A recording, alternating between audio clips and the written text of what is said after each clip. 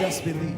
Just believe. This is the first of our series, and the Bible shows us in many instances that mindsets have to be addressed before you can do anything. And Abraham, he had to accept that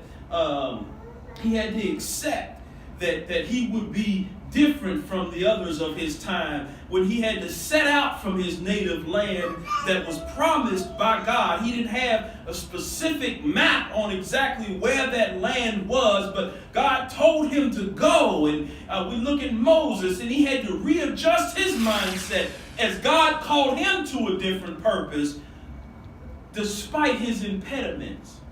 God had an assignment that was just for him.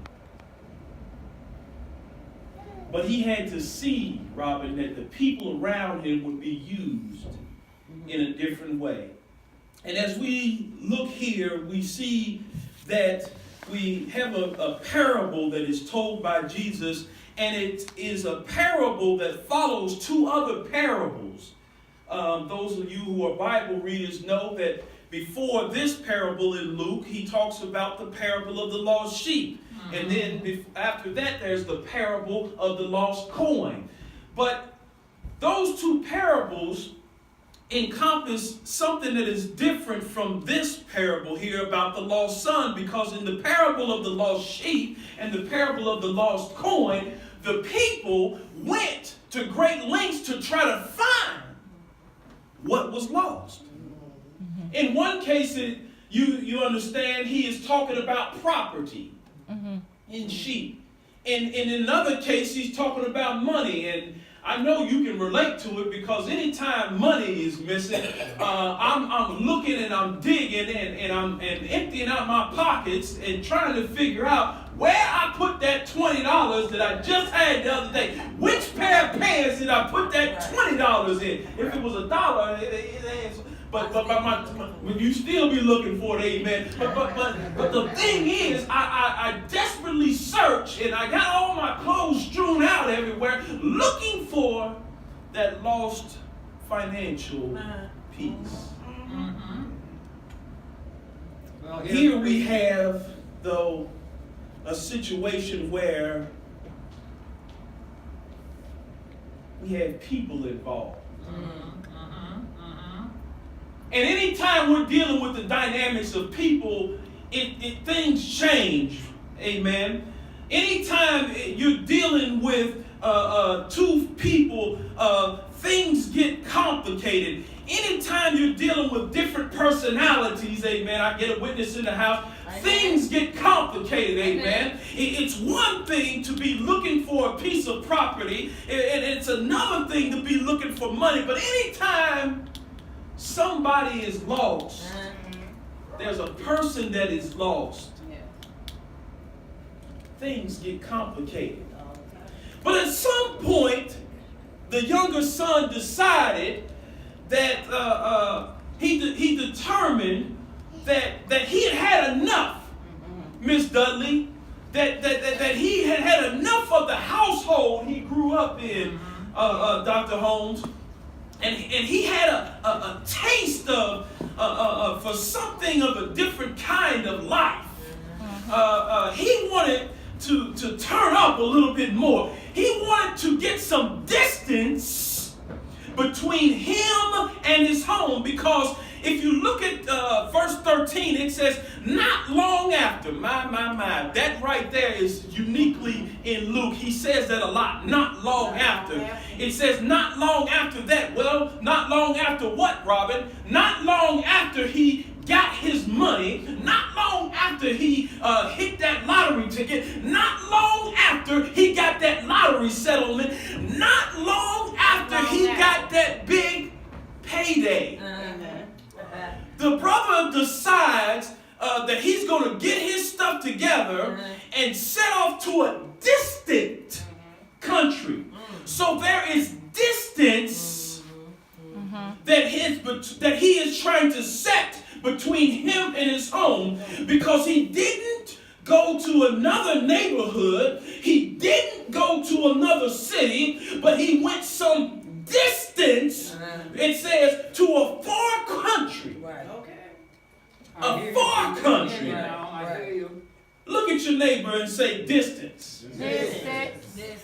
see, it was not the decision of the father that the son leave, but it was the child who said, it's time to go. Okay. And any of us that have children, sometimes you gotta let them go.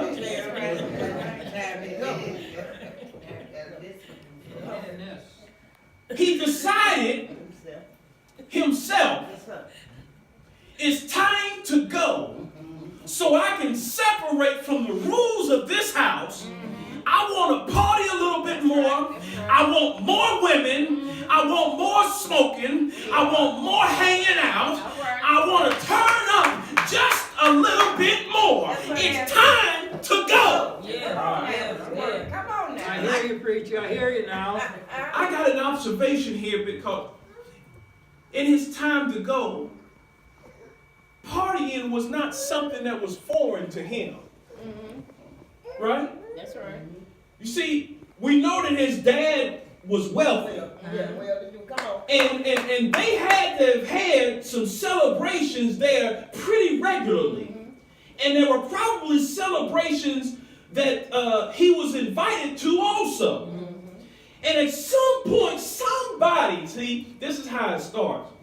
Some point, somebody got in his ear and persuaded him that he would be better off on his own. Oh, how many times have I talked to people and hear them say about their son and daughter moving out? Yeah, he's moving out or she's moving out with a boyfriend or the girlfriend, moving out with a friend. In many cases, they have not had sufficient income to move out on their own. So having someone to share the burden was their only option. But at some point, despite not having the financial wherewithal, despite not having all of your money and everything paid off, how many people decide that they're going to go ahead and tackle it and move out and do it on their own? He wasn't forced out. He said to himself, it's time to go. It was his decision, amen. And in honesty,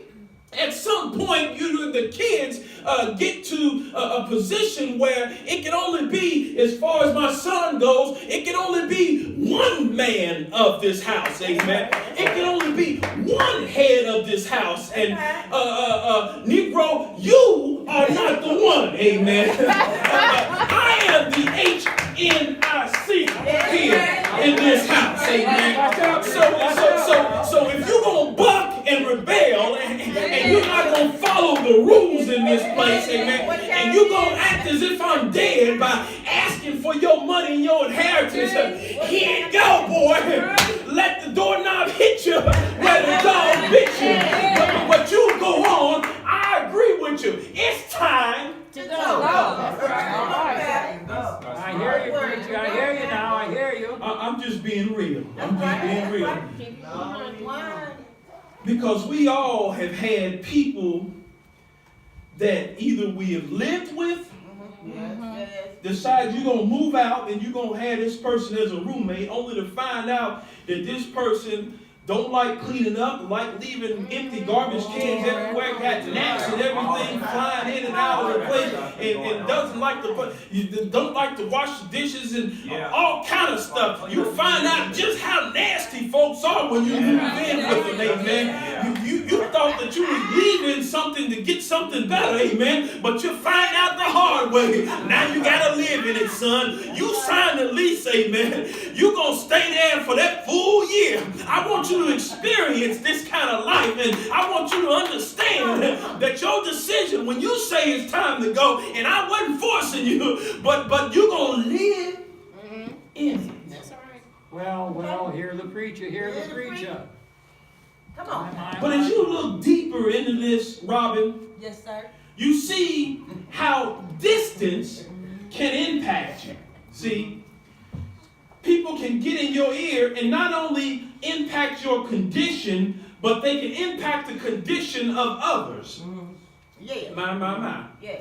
I have a church praying with me. Not only your condition, but that of others. See, the devil got in Eve's ear. I'm just preaching from the Bible. Okay. Got in Eve's ear, and that caused her to go back and talk to Adam, amen. Right. The next thing you know, everybody was in trouble. You better watch your distance. And this season, your distance and your devotion are linked. Your distance is going to determine your development, amen. In this reset series this year, I want you to remember that proximity matters, amen. Yes. And proximity matters. This right here, family. I see you, preacher. I see it now. So the son, the first thing that he does in getting distant, Come on with the word. Yeah. I see. Come on now. I don't want to be part of this family no more. Oh. Ooh, child. Ooh. Child. Wow. Got my money. Wow. Peace Peace out. Wow. Peace out. Come on, y'all. All that. Got my money.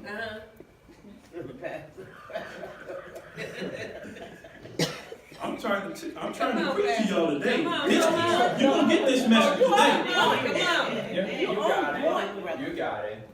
He created distance, and when we decide that we are going to do what we want to do, That's right. when we decide it's not about you, but it's about me, when we decide to be selfish and not be, or greedy, amen. Greed is about selfishness. Yes. We throw away and distance ourselves from those closest to us. And in every case, it's not necessarily family, because don't get me wrong, family can have its own set of problems, and you do have to distance yourself from some folks. Amen. But what I'm talking about is when you distance yourself from people who nurture, right, and sustain you. Yes. Yeah.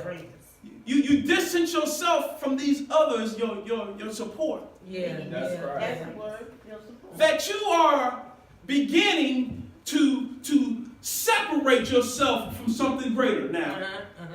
You need to work on being closer to God, see? Because he's already thrown the family away.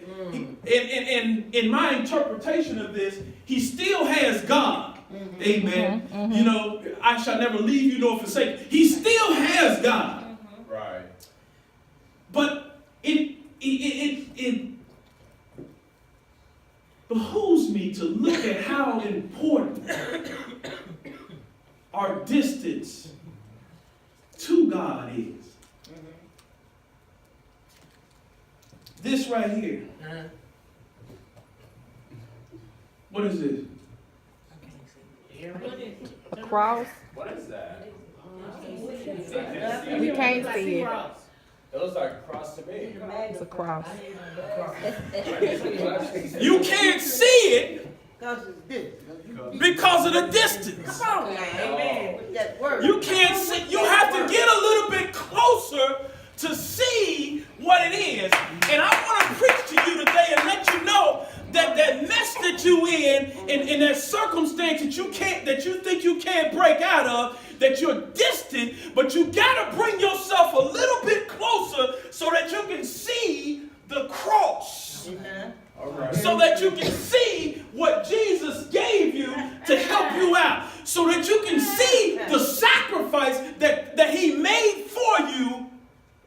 I hear you, preacher. I hear you. You got to get your distance right, amen. And then when you get your distance right and you start getting into his word and you start getting closer and you start coming to the service and you start getting in the house, don't just drive by the house, but come into the house, amen. That your perception and your circumstance is going to change. But see, you have to go through some stuff because right now you distanced yourself from your family first. Now, Good word. Well, I see. Okay. I don't need them. Yeah. You so far back. Come on with that distance. Don't go. And I don't need Oh, God. ain't got about nothing. Because I got all the money Hey, come on back to that word. that I need. Yeah. I've got everything that I need right here. Now let's do the daggone thing. And it says here that mentality then, because now I believe that he's out of not only relationship with his family, but he's out of relationship with God. Because when you're out of relationship with God, amen, you start to squander stuff. You start to living a little bit differently. See, he was still within the realm. He was still a little bit connected to God, but now his actions are saying, and his living is saying, I don't want to have nothing to do with that either, amen. I don't want to even come up into the church, amen. I think I'm going to stay at home, amen. I think I'm going to go ahead and party, and I'm going to just stay a little bit longer here, amen. I don't even want to go to church anymore. It's been 2 weeks, amen. Nothing's happened to me in 2 weeks, amen. I'm still here. What do I need to be up in there for? Come on with that word, man. He squandered Yes, ma'am. his wealth. Yeah. Oh, He didn't invest it. save none. He didn't look for opportunities to earn any interest on it. Right. There was no business venture that he was pursuing.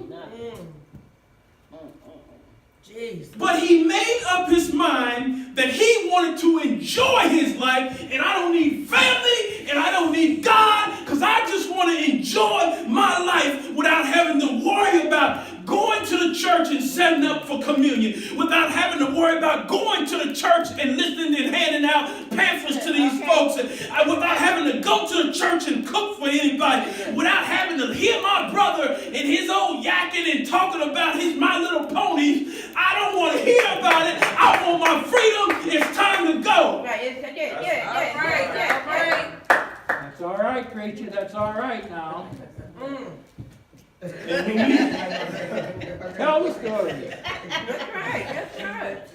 But there's something interesting about squandering, because squandering, as I looked at that word in the Greek, it is the same word that is used. It is the same word that is used for when you're winnowing wheat. And when you're winnowing the wheat, you're grinding it up and you throw it up to separate the chaff. Right. And the wind blows. But what this brother is doing when it uses that word, it makes you understand the full context of just how reckless he's being here, amen. Yes. Just how reckless, how much he's leaving to chance. How basically he blew his money, amen. Spent his money like the wind. It's like throwing it up in the club. And just wherever it falls, whatever, showering yourself in it. That's what the brother did. Now see, some of y'all, we ain't been saved all our lives, amen. Making it rain. Right, making it rain. But it's rather that he was dispersing it, making it fly in every direction. What she said. So hence the use of this is pursuit. They use it to pursue an enemy in every direction, scattering goods. But that's what the brother did, and throw it at a considerable distance up into the air and separate it. And he squandered his covering, because we didn't hear that he went back to the synagogue. Right. So when you squander something, you're squandering your covering, you're squandering your relationships, family, friends, all over to the side, amen. Because the people that you're running with, you think they're your friends. That's right. But you know how that goes, amen. Till that money is gone. So he squandered his health, amen. Because he was intoxicated, I'm sure, regularly, and whatever he could get, whatever new herb he could get, he was getting. He squandered his peace. Yes. And he squandered his options. Yes. Well. That's what he squandered. See, and sometimes we tend to look at when we squander, we tend to look at it in a minimal kind of way. We tend to look at a few things. But if I tell you that if you start making a list, amen, when you decide that it's time to go and you out, amen, and you want to do your thing, you got to take a list of what you are really losing, amen. When you decide to walk out that door, if that money that you making on that little job, amen, ain't enough to meet your bills, hey, you know, what you gonna do then? You either gotta go down to that pawn shop, or you gonna call mom and dad. Hey there. Yeah. When you ain't got enough money to buy you something to eat, you either gotta go and go with a friend somewhere, or you gonna have to knock on the door, call up mom and dad. Hey, I'm wrong.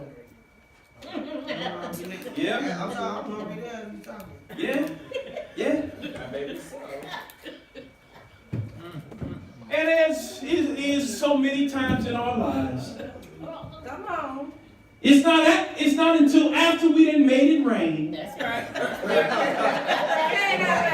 Right, yeah. and they turn the lights on in the place, Yeah. and you are stumbling up out of there. Bad lady, that's why you stumbling. Yeah, baby. And then you get home and you wake up that next morning Yes, sir. and find out how much you really have lost. Yeah.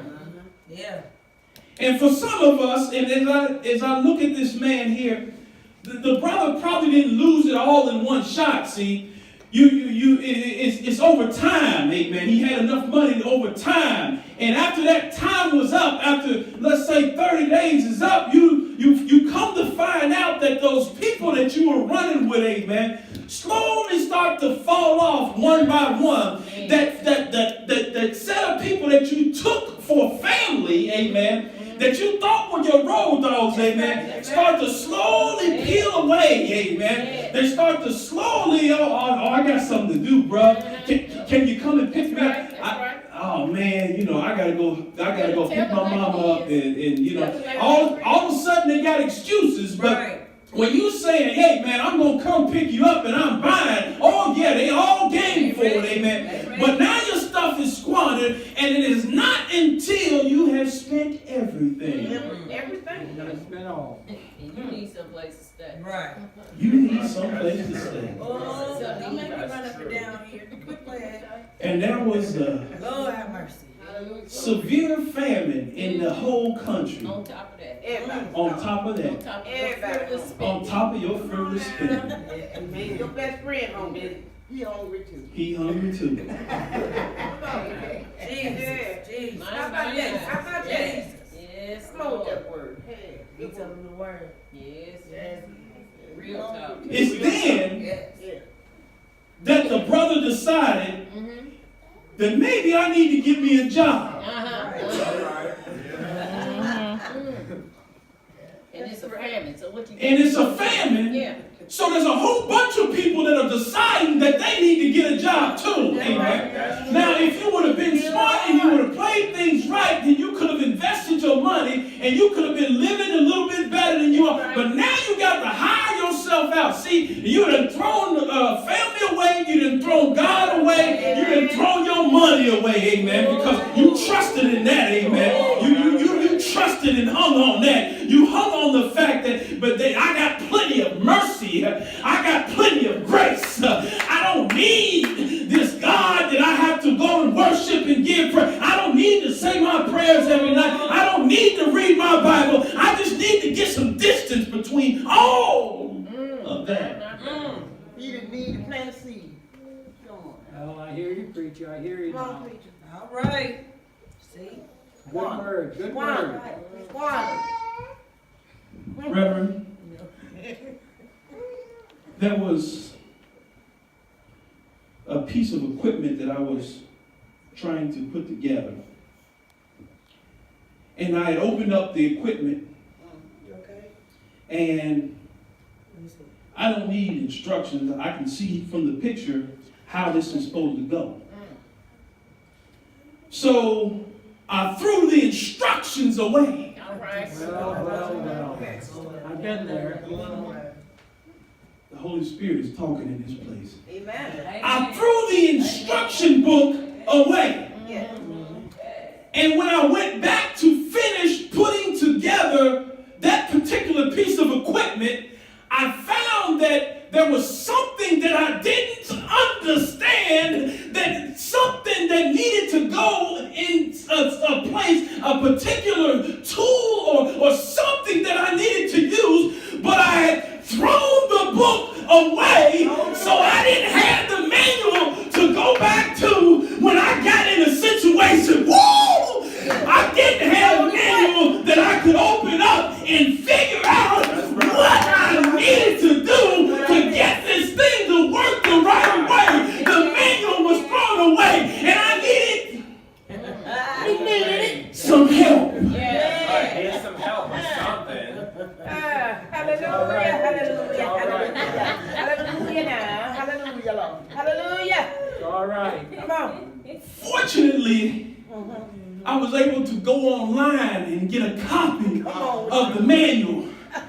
But because I didn't have a copy immediately, it took me a little bit longer to come up out of that situation that I was in. It took me a little bit longer to recover and get back to where I needed to be. It took me a little bit longer to assemble the thing the way it was created to be. Oh, thank you, Holy Spirit. That thing didn't come together the way it was supposed to be until I looked at the manual. And this brother right here, amen, he began to be in need, amen. Right. He had thrown the manual away. Right. He had thrown the family away. Come on now. But in this situation, he was hired out to a citizen of that country.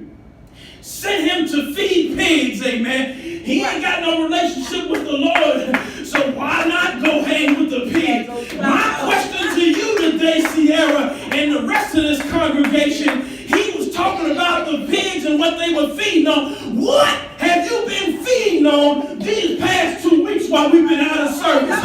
Are you feeding on scraps? Do you have a balanced diet? Are you eating too much of the promises, but pushing away the consequences? Whoa. Did you have a manual? You eating too much of the promises and pushing away the consequences? Are you eating too much of the leftovers from other people's opinions? Are you looking at what this brother here that's all deep and say he got the answers? Are you looking at what he's saying online and following his tweets? Are you looking at what they posted on Facebook about women and how women should be and that women are objects? Are you looking? What are you feeding on? What are you following in social media? It's time to go. Good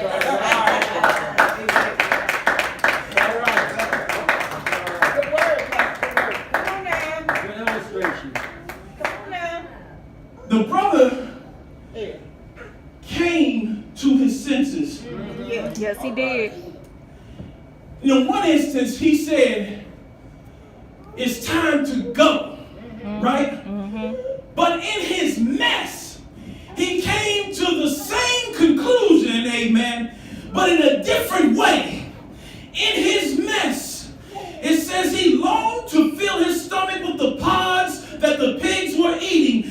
but no one gave him anything. And I'm not going to just sit here and tell you that as you are in your situation and you struggling to try to put things back together, and that when you struggling to try to get things in order, when you are struggling and striving to reach what God has created you to be, amen, sometimes you're not going to have anybody to give you anything, amen. You're not going to have anybody, amen. Now, while you spent and you helped everybody else, while you spent and you sacrificed, if they smoke, you smoke. When you had a drink, they had a drink.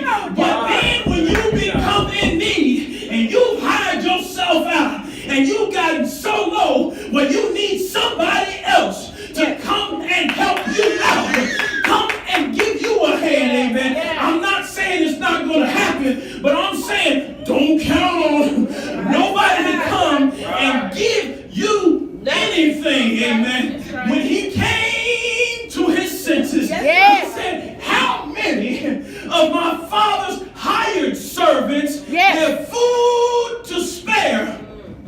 How many of them are eating real good in the neighborhood, amen?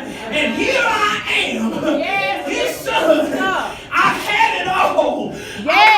I was living it up. I was turning it out.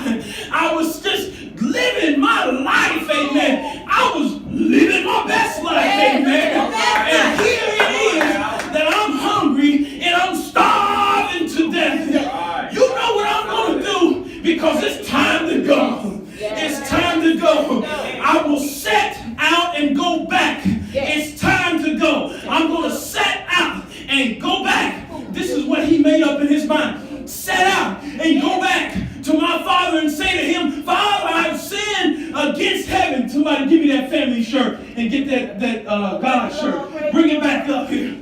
I have sinned. I have sinned. I have sinned against heaven and against you. Forgive me, Father. Amen. But this is the thing here. I want my family back. That's right. Say it out loud. Come on. Me too. Before I can get my family back, though, he says I've sinned Yes. against heaven. Amen. Yes. So before I get my family back, Paisley, I got to get my God back. Amen. Yes. All right. I got to get right with God. Then I'm going to go and get my family back. Yes, sir. But here it is. While he is saying that to himself, he says that I'm going to get my family back, and this is what I'm going to say to my father. And in verse 19 it says, he says, I am no more worthy to be called thy son. Make me as one of thy hired servants. When he actually speaks to his father, most translations are consistent with the King James, and it says, and the son said unto him, Father, I have sinned against heaven, and in the sight, your sight, and I'm no more worthy to be called your son. Early manuscripts point that he says, make me like one of your hired men. So when he left the house, he was in his own. When he left the house, it was all about him. Come on, Sierra. When he left the house, it was all about what he wanted to do. When you leave and you separate yourself and you create distance, it's about you. But when he came back, he said, make me as one of the hired servants. That means that he left with a selfish heart, but he came back with a service heart. Yes, hallelujah. He left with a selfish heart, but he came back with a servant's heart. When you leave and you create this, when you come back with a servant's heart. Yes. It's time to go. I know it's time to go, but when you are coming back and when you are trying to get yourself back together, together. You need to come back with a servant's heart. Yeah. Good word. Amen. Come on, come back. You need to come back with a servant's heart. You better serve. You better serve before the lottery payments run out. You better serve before the big paychecks leave. You better serve before the health takes a decline. You better serve before you know. Right now. Before you know who you are and what church you come out of. You better serve and shine because it's time to go.